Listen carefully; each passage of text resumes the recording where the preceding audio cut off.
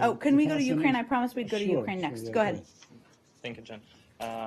Last days there were reports about some sort of tensions between President of Ukraine and governor of Dnipropetrovsk region, and there were also reports that U.S. Ambassador Geoffrey Pyatt met with once or twice with Dnipropetrovsk region governor Igor Kolomoisky, and finally he resigned. Ukrainian official resigned yesterday in the evening. Do you have any additional details? I don't have additional details. Our view is this is an internal matter for Ukraine. Governors in Ukraine are appointed by the president. Removing a governor from power is well within the authority of President Poroshenko, and obviously, as we've seen from reporting, that's the case. Yeah, but there were some armed people who were blocking offices of state oil companies. Well, we've seen conflicting reports about armed men entering certain businesses partially owned by Mr. Kolomoisky. Mr. Kolomoisky and the Ukrainian government has stated these individuals were private security guards for him. I don't have any additional confirmation or details for you. Yeah, since this is your last briefing, and you know you had some controversial popularity in Russia. I just want to wonder, do you have any final say or final ideas to Russian people, Russian audience? Maybe I'll be back on, I don't know. Well, I'm still working in the federal government, so I will still be around. Yeah, but we'll not see you every day on podcast. Look, that is true. I would say that I have it's been an honor to speak on behalf of the United States positions and views as it relates to Ukraine and the illegal intervention of Russia and Russian-backed separatists, which we will continue to do from the podium and from many sources here in the government.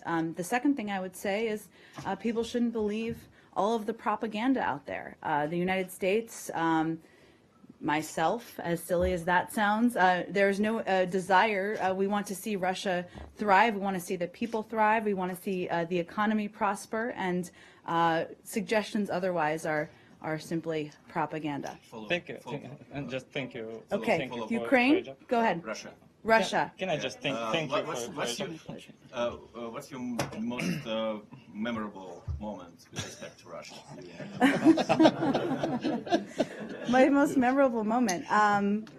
I will say that one of them was working on the deal on chemical weapons, and that was something that came together over the course of a week or 10 days, if even shorter. We came back to the United States. We went back quickly after about 36 hours. It was something we worked closely with the teams on, and clearly now 100% of declared chemical weapons are out of Syria. So that was certainly a successful outcome from our collaboration together, and hopefully we'll have successful outcome from work on the nuclear talks.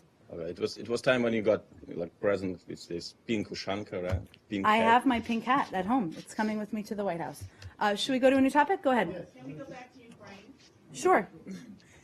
In reference to the previous question, the governor who was fired as a result of a probe into corruption. And this, of course, is coming at a time when the United States and European Union is looking at pumping more money into Ukraine to help stabilize the government.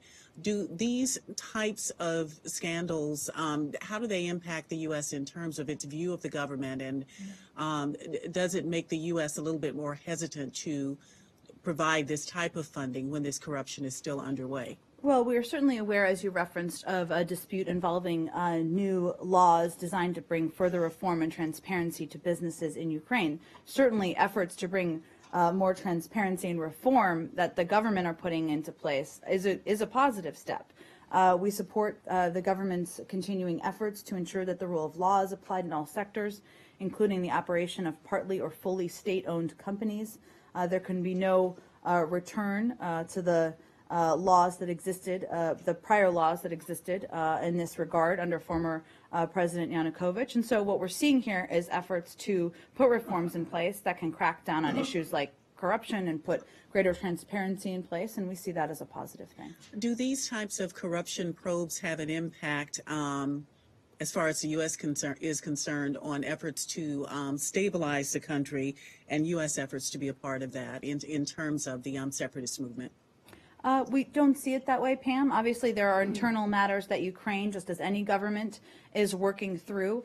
But our commitment remains to supporting a sovereign Ukraine, one where not only are they working to push back on the intervention of Russia and Russian-backed separatists, but also putting in place economic reforms and reforms that will help their country prosper over the long term. On Ukraine or Ukraine, sure. Yeah, President Poroshenko stated after this conflict and after armed people blocked offices of state oil company that no governor should have a private puppet army. Would you support, as you know, in Ukraine there are many groups, armed groups that work, they aren't completely controlled by Kiev, so they are privately financed. Would you support disarming this private? Well, again, I think I don't have more information. We don't have more information from here on some of these individuals. We've certainly seen a range of reports. They've been identified as private security guards. There are a range of laws. And again, I can't confirm that. It's just what they've been identified by as the local parties. Beyond that, obviously, the government of Ukraine takes their own steps, which we certainly support to maintain and work to make sure kind of all military are part of the official effort. So you would support this particular statement on that no governor should have a private puppet? Look, I think there are internal matters for Ukraine to work through in their laws. I don't have any particular comment on that. Can we go to the Palestinian issue? Sure. Real quick.